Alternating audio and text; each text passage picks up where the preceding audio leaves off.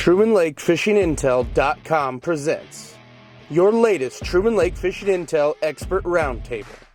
TrumanLakeFishingIntel.com is your premier resource for up-to-date expert fishing reports and videos to help you find the fish faster and become a better Truman angler.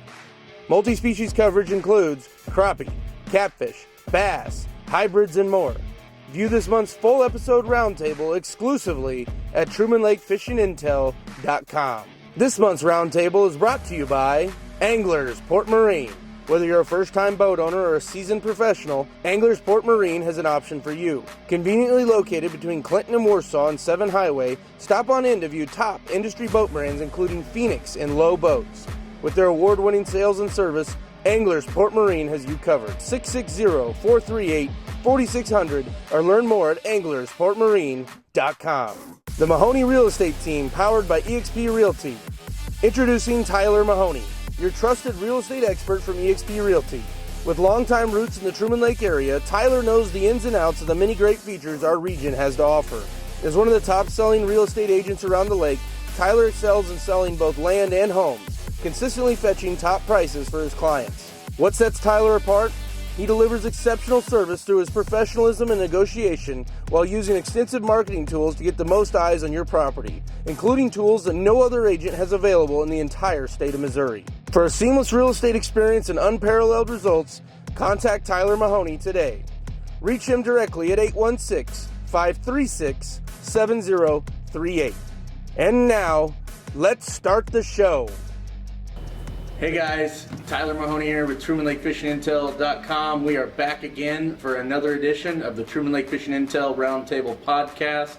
Got a great crew of guys with me tonight. Jason Smith on my right, Richard Bowling, and Darren Langford. Guys that are on the water every single day, every single week. We're here to talk about crappie fishing, bass fishing, cat fishing. White bass and hybrids are doing pretty good, and we're excited to bring you all that information. Before we get started, a couple of to-do items we always like to cover. Big thank you to Anglers Port Marine for helping to sponsor these videos and the website. Anglers Port Marine, your go-to resource for Phoenix and Low Boats, located right on 7 Highway between Clinton and Warsaw, Missouri. Ton of used boats as well. Great service department, award-winning. If you are in the need or in the market for a new boat, a used boat, or just need your boat worked on, give them a call here at Truman Lake, anglersportmarine.com. Now, the other exciting announcement that we had is that we have a new sponsor coming on board with us.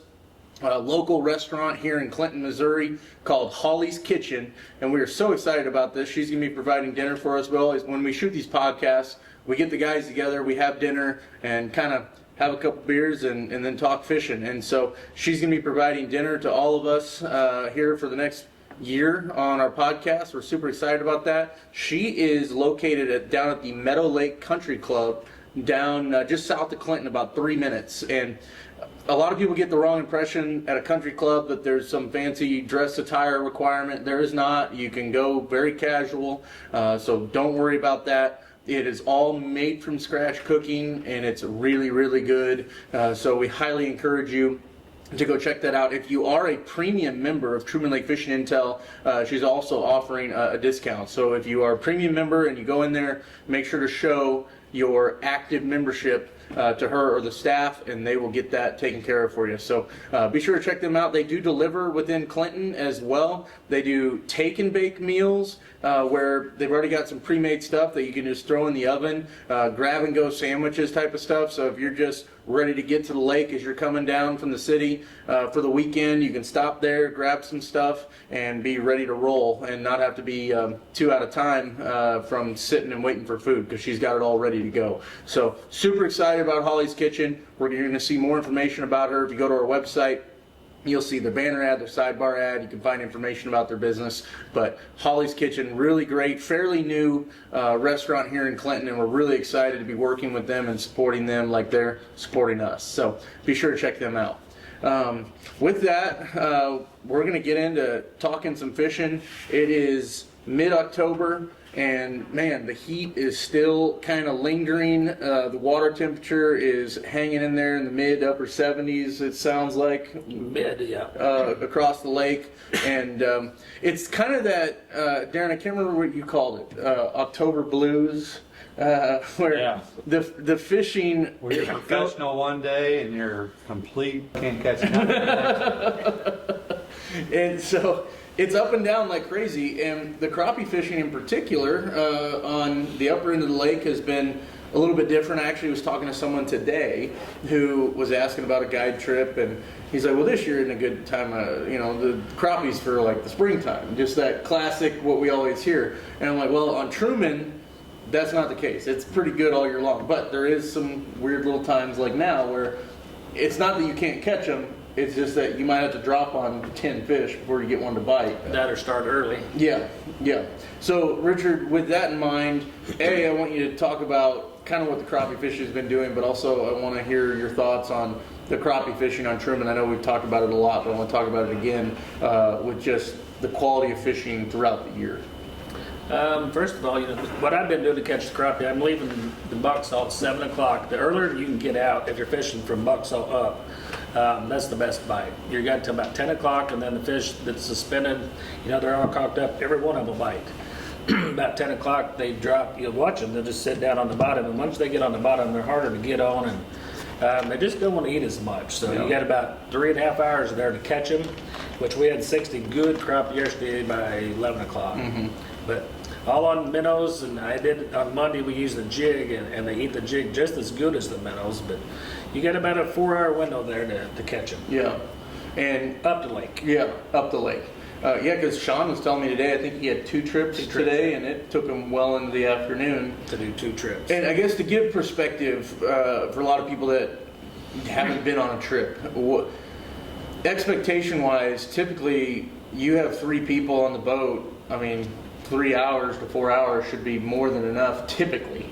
Yeah, I do 4-hour trips, and most of the time I can be done. They can have all their limits, and if I got time, I'll catch my limit for them as well. And about 3 hours. Yeah. That's what it'll take. Yeah. And then we go in and clean them, and most of the time I can have the guys worn out by then. Yeah. And so like right now, if, for example, you're an angler who doesn't do a guide trip very often, and you're not able to make the drop perfect, I mean that time frame is a lot longer. If you go up the lake. But if you go down the lake, toward Longshore, they're still in big bunches. You can catch them down there. They bite. Every one of them bite. Yeah. But the water's a lot cleaner down there than it is up. Yeah. So you said while you were talking there, what did you say about minnows and jigs? Been using minnows every day except Monday. I had a fella from here in Clinton, good jig fisherman, and he pulled out to get his limit. He pulled his jig pole out, and he put a wampum on him. They eat it as good or better than the minnow. Just a straight 1/8" jig head, I think is a June bug, and put it right on their head, just let it sit. And you'd watch the crappie, it just start shaking and it drop down and cock up and come and eat it. So what are the fish, where are they situated right now, especially in the upper end where a lot of people like to fish for the bigger fish?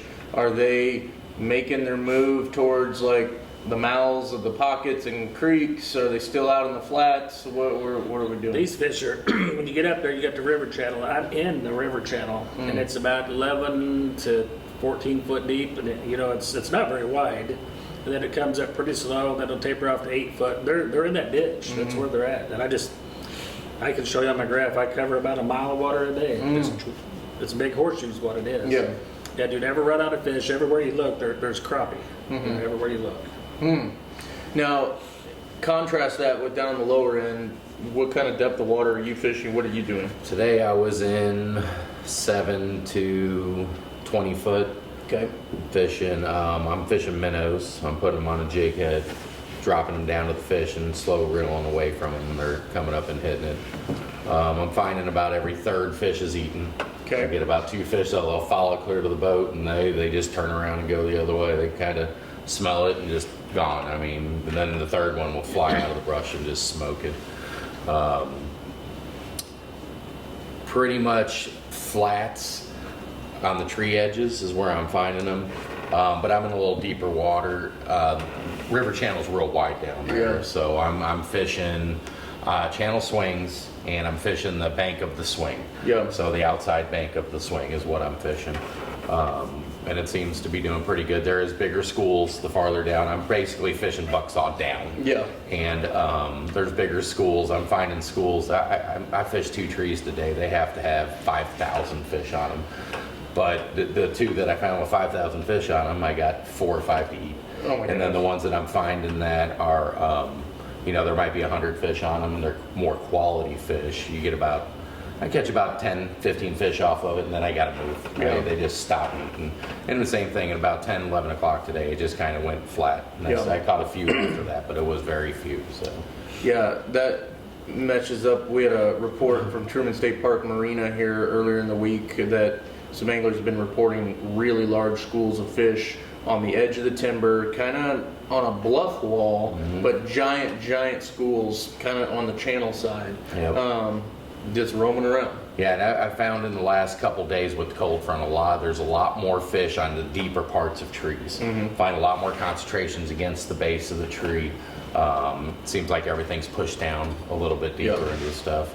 The best fish, even on the brush, I'm finding is on the root ball side or the trunk side, and just right on the bottom. And I'm dropping it straight to the bottom every time because my biggest fish are laying on the bottom and they're coming up off the bottom. And you don't even really see them. You can just kind of see little humps on the graph. And you drop it, and they're all fish just plastered to the bottom.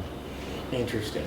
Jim Cuda was talking about the brush pile stuff, and anywhere where the pile would be just 3 feet below the surface. And this was, I think, in the last few days where he found an aggressive school of fish where you put it just 1.5 feet above, and they'd run up and get it. And I talked to him today. He said that bite was like 2 days ago, and he said today it was totally opposite. Oh. He said a lot of small fish today, and he had to literally just sit there and hold it in the brush before they would hit it. It wasn't like before. He said it was 2 foot down, and the brush is 2 foot below, and they were flying out of it to come get it. He said today it was totally different. That they just weren't doing that today. Yeah. The October shuffle. It's, every day it's different.